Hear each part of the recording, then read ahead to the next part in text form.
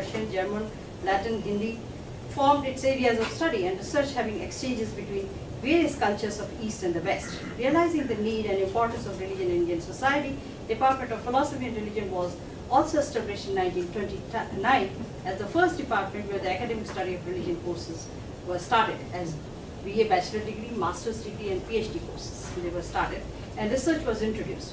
On one hand, the intention of the founder was to pursue philosophy, epistemology, logic and philosophy of science, both in Indian and Western traditions. On the other, it was part of the intention to look at the foundations of religion from the vintage of point of philosophy, taking the study of religion as a science, indeed a social science. This program was ably given shape by the teachers of the department, especially Professor Chaudhary, who was trained in science as much as in philosophy. The Center of Advanced Study in Philosophy, one of the two centers of the whole country for one decade, 64 and 74, and the parallel programs in philosophy and religion. We had a journal of our own in the department for running for so many years, and research fellows, foreign students, visiting professors. All these activities just went on for all these years. There are some other universities in India where academic study of religion is taking place, either as full degree or a partial requirement for a master degree, which are called as philosophy of religion or comparative religion in philosophy departments. So it is evident that the need is being realized in India and Asia more and more. Now, having said that, the fact remains still that out of 700 universities in the whole country, there are hardly 7 universities where we have this degree programs, academic study of religion. So this is the state of affairs. The first problem which we face is that the majority of books on religion education are written by those who themselves adhere to particular religious belief. And Vedanta, for example, whatever interpretation you have, they are written by the Vedantins, or Hinduism and Jainism. Jain books are normally written, from Jain perspective. So this is the real problem, and so the particular religious belief, and obviously, one has to find out, which one is a critical, view, and it's not that easy to find. One faces the problem of choice. Again, as most of the religions, there exist hundreds of books and much published material on to health.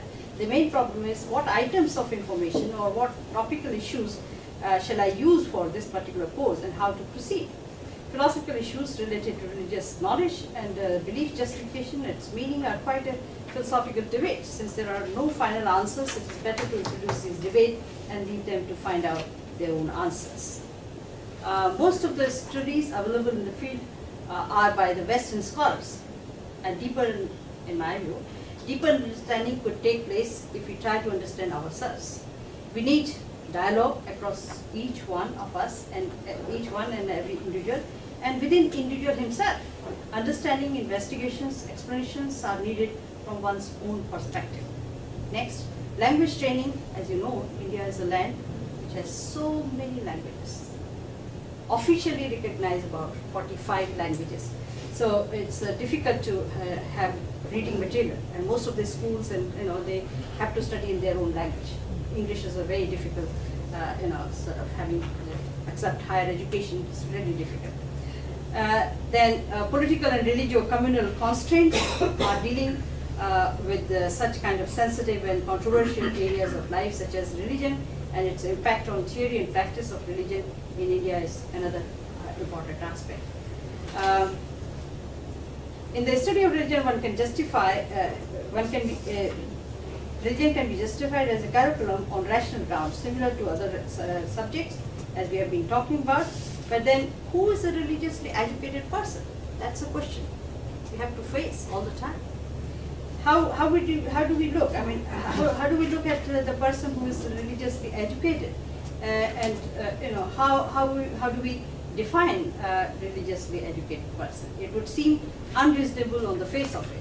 It would also seem, the person who is already a Muslim, could we say that a person who is a practicing Muslim or Hindu, naturally we would say that he's not a religiously educated person. But it seems also unreasonable on the face of it. It would also seem unreasonable to regard such a person educated in some more general sense. And the last one is that in India we are still struggling with primary education of religion at primary level and school level could be extremely important, looking at the facts, the communal violence which erupt time to time in different parts of the country. I wonder if we could take lessons from RE programs prevalent in the West.